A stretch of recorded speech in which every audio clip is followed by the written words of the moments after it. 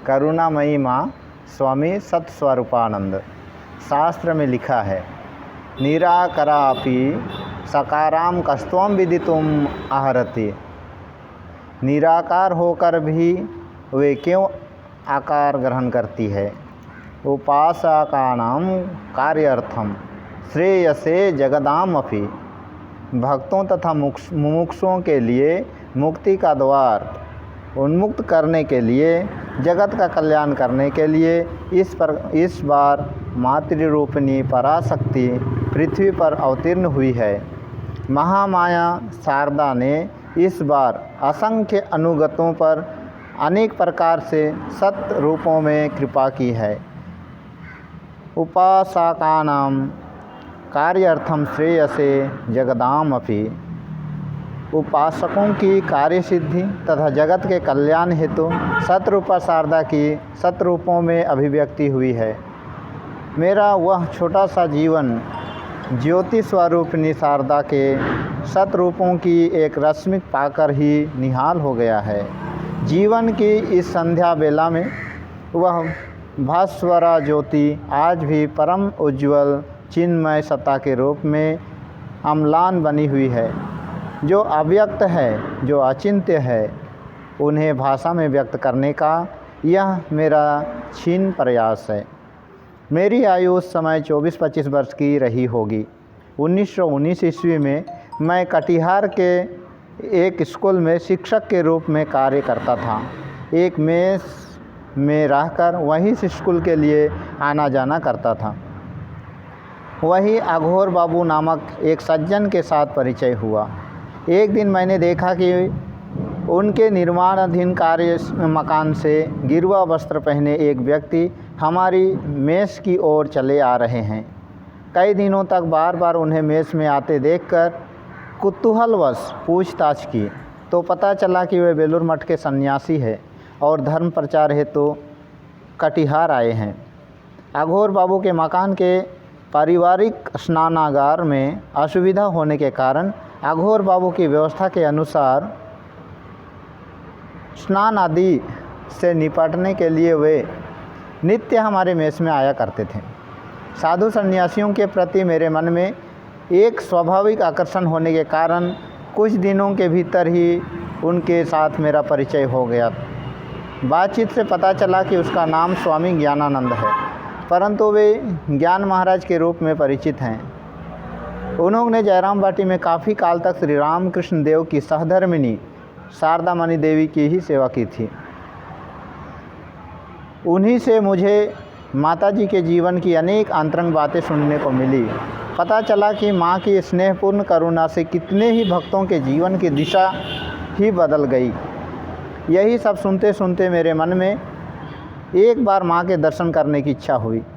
ज्ञान महाराज के सामने यह बात रखने पर उन्होंने उत्साहित करते हुए आगामी दुर्गा पूजा की छुट्टियों में ही जयराम बाटी जाकर माँ के दर्शन करने को कहा। 1919 ईस्वी की पूजा की छुट्टियों में ज्ञान महाराज स्वयं ही मुझे अपने साथ जयराम बाटी ले गए थे। माँ उन दिनों अपने नए मकान में थी। वही मकान के बाहर कमरे में मेरे रहने की व्यवस्था हुई। मन में अनेक कल्पनाएं लेकर मैं जयराम बाटी गया था। ज्ञान महाराज ने मकान के भीतर जाकर समाचार दिया और मेरे लिए माँ के दर्शन की व्यवस्था करा दी। राममय महाराज स्वामी गौरीश्वरानंद तब माँ के सेवक के रूप में वहीं थे। उनका व्यक्तित्व मुझे बड़ा ही अच्छा लगा था। वे ही मुझे माँ के पास ले गए। माँ उस समय अपने कमरे में चौकी पर पाँव लटकाए बैठी थी। मैं माँ को प्रणाम किया। माँ के हाथ पाँव का गठन तथा चेहरा देखकर मुझे अपनी दादी माँ की याद आ गई थी। उनके भीतर उस समय मुझे कोई देवी भाव नहीं दिखा। उनके हाथ पाँव का गठन बड़ा कर्मठ और कठोर प्रतीत हुआ। यदि वे स्वयं ही अपना स्वरूप व्यक्त ना कर दे तो उन्हें समझ पाने की भला किसमें सामर्थ्य है। माया या बहुरूपिणी अपना स्वरूप उन्होंने माया से आवृत कर रखा है और साथ ही हमारी दृष्टि तथा बुद्धि को भी आच्छन्न कर रखा है। लगता है तब भी मेरा समय नहीं आया था। सुना कि माँ का स्वास्थ्य ठीक नहीं है। ज्ञान महाराज की इच्छा थी कि मैं उसी बार माँ से दीक्षा ले लूँ। परंतु माँ ने कहा, बेटा अभी तबीयत ठीक नहीं है, दीक्षा बाद में होगी। मेरा मन भी संभवतः इसके लिए ठीक तैयार नहीं हो सका था, इसलिए शायद माँ ने मुझे तत्काल स्वीकार नहीं किया। उस बार मैं वहाँ कई दिन तक रहा। मैंने दूर से ही माँ को अनेक बार उनके घरेलू परिवेश में कामकाज में व्यस्त देखा, परंतु मन में सचमुच ही किसी उच्च भाव की अनुभूति नहीं हुई। तो भी इतना बोध अवश्य हुआ था कि माँ स्नेहमयी है और अपने किसी निकटतम संगी के समान है।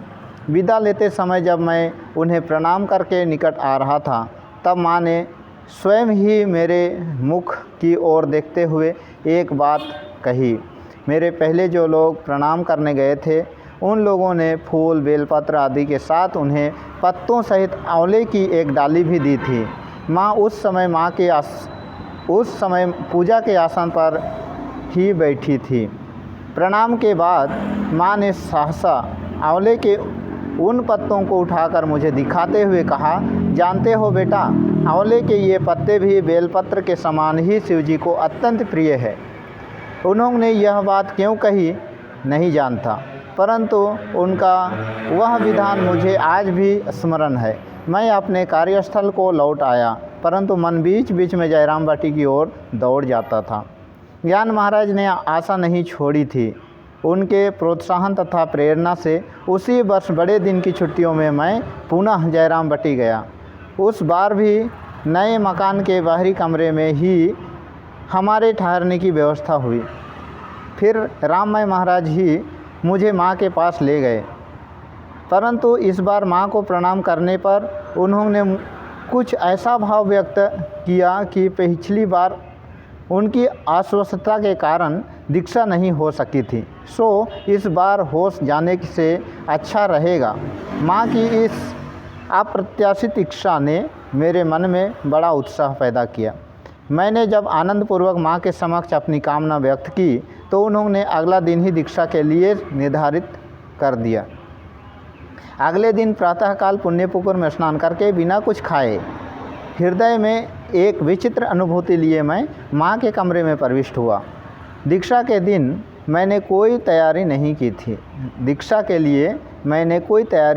थी। गुरु दक्षिणा के लिए भी साथ में कुछ ले नहीं गया था। मुझ अकिंचन को माँ ने अपने कमरे में निकट बैठाकर महामंत्र प्रदान किया। दीक्षा के बाद उन्होंने मुझसे 3 बार जप भी करा लिया। ठीक उसी समय मेरे सामने से एक अद्भुत पर्दा खिसक गया।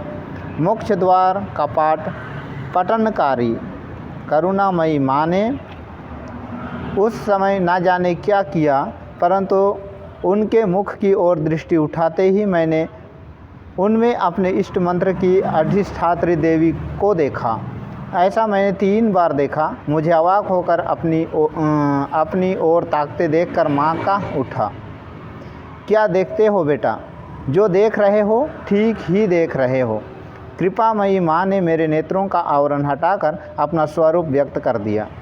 अनंत रूपा शारदा की वराभया मूर्ति मेरे सामने प्रकट हुई। मेरा सर्वांग सिहर उठा और मैं विस्मय तथा आनंद से भर गया। माँ ने कहा, बेटा दक्षिणा दो। मेरे पास कुछ था नहीं। तब माँ ने ही दिखा दिया। कमरे के कोने में कुछ फल रखे हुए थे। उन्हीं में से एक लाकर अपने को देने का उन्होंने निर्देश दिया। यंत्र चालितवत मैंने वही फल उन्हें अर्पित कर दिया। मेरा जीवन कृतार्थ हुआ, मनुष्य जन्म सार्थक हुआ। प्रणाम के उपरांत बाहर आकर मैं सोचने लगा, यह क्या हुआ। उस दिन दोपहर के समय सभी भक्तों के साथ मैं भी माँ के कमरे के बरामदे में प्रसाद पाने बैठा था। मैं नवागत था, थोड़ा संकोची स्वभाव का था, इसलिए पंक्ति के बिल्कुल अंतिम छोर पर बैठा था।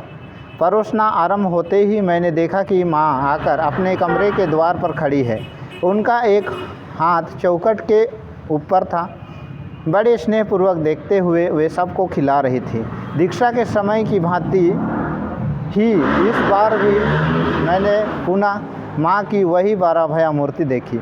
मैं सिर नीचा किया हुआ ही भोजन कर रहा था। सहसा एक जन ने आकर मुझे खीर की एक कटोरी देकर कहा, माँ ने आपके लिए भेजा है। मुख उठाकर देखा तो माँ मृदु स्वर में कह रही थी, खाओ बेटा, पूरी खा लो। उस समय मेरे खाने की हालत ना थी। माँ के उस अलौकिक स्नेह अयाचित करुणा से मेरी आंखें डबडबा आई थी। आवेग तथा उद्वेग से मेरा कंठ प्राय अवरुद्ध था और सबके बीच अपने लिए यह विशेष व्यवस्था देखकर मैं संकुचित हो उठा था। धीरे धीरे मैं सारा प्रसाद समाप्त कर डाला। जीवन के इस अस्मरणीय दिन की यह अविस्मरणीय घटना आज भी मेरे स्मृति पटल पर उज्जवल बनी हुई है। इस बार जयरामबटी में और भी कई दिन रहा। माँ के गृही भक्त विभूति बाबू तथा सेवक राममय महाराज से मैंने जब ध्यान के विषय में सब कुछ जान लिया था, इसलिए माँ से उन सब विषयों में कुछ जानकारी नहीं मिली। केवल जितने दिन वहाँ रहा, दोनों समय माँ को कभी उनके कमरे में तो कभी बरामदे में प्रणाम करने जाया करता था। जयरामबटी में रहते समय मैंने माँ को खूब सहज, स्वच्छंद तथा स्वाभाविक रूप में देखा। मुझे उसका मानवीय भाव ही देखने को मिला।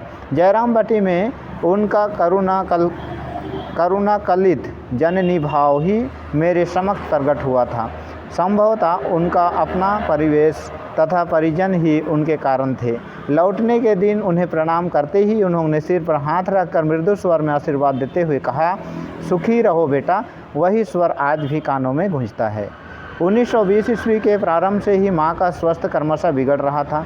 मार्च में उन्हें चिकित्सा के लिए उद्बोधन भवन में लाया गया। उसी समय मुझे कोलकाता से ज्ञान महाराज की चिट्ठी लिखी हुई मिली।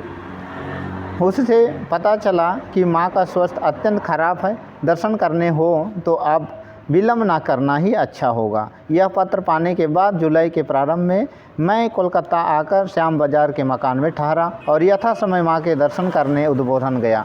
उस समय माँ की तबीयत काफ़ी खराब थी और वे बिस्तर पकड़ी थी। केवल दर्शन किए तथा प्रणाम किया। उद्बोधन में माँ मानो एक अन्य ही भाव में रहती थी। उनके दर्शन करने के लिए समयानुसार भक्तों की पंक्ति के साथ जाना पड़ता था। यहाँ माँ का जयरामबटी वाला सहज स्वच्छंद रूप मानो देवित्व के आवरण में प्रच्छन्न रहा करता था। जहाँ तक स्मरण आता है, इस बार उनके साथ कोई बात नहीं हुई। माँ के स्थूल देह के परित्याग कर देने के बाद मैंने उनके अंतिम दर्शन किए।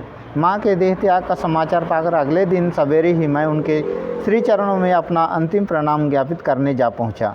उस दिन बेलूर मठ में पवित्र होमाग्नि में दिव्य शरीर की आहुति होने तक पूरे दिन मैं पास ही रहा। मैं थोड़े शुष्क स्वभाव का व्यक्ति हूँ। साधु भक्तों के मुख से सुना कि ब्रह्मशक्ति ने जगदम्बा के रूप में इस दिव्य शरीर के माध्यम से लीला की है और मुझे इस बार विश्वास भी हुआ था, परंतु स्वयं को वैसे अनुभूति तब तक नहीं हुई थी। केवल माँ के स्नेह तथा उनके अपार्थिव भावों से परिपूर्ण माँ के मुखमंडल ने मेरे मन पर गहरी छाप डाली थी। यही लगता है कि ऐसा मुख इस जगत में दिखाई नहीं देता। माँ की जीवनी में है कि काशी में एक महिला द्वारा माँ के सामने ही गुलाब माँ को माँ समझ लेने पर उनकी डांट खाते हुए सामने बैठी माँ को दिखाते हुए कहते सुना गया था, देखती नहीं हो, ऐसा मुख क्या मनुष्य का होता है। मुझे भी जब माँ का मुख देखने को मिला तब केवल यही प्रतीत हुआ, ऐसा मुख क्या मनुष्य का होता है। मानवीय शरीर तथा मानवीय चाल चलन लेकर जो आविर्भूत हुई थी, उनके भीतर केवल एक बार दैवी अपार्थिव भाव की झलक मात्र मिलने के बावजूद मैंने यही समझा है कि उनके मुखमंडल का वह स्निग्ध गांधीर्य उनकी आंतरिक सत्ता की ही बाह्य अभिव्यक्ति है। आज जीवन के अंतिम पर्व में जीवन नौका श्री रामकृष्ण समुद्र की ओर बही जा रही है। उन्होंने इस नौका की पतवार थाम रखी है। उनके सिर का घूंघट बीच बीच में खिसक जाने पर आज भी उस मुख की झलक मिल जाती है और उन्हीं के आश्रय, उन्हीं के मुख की ओर देखते हुए मैं निश्चिंत पड़ा हूँ।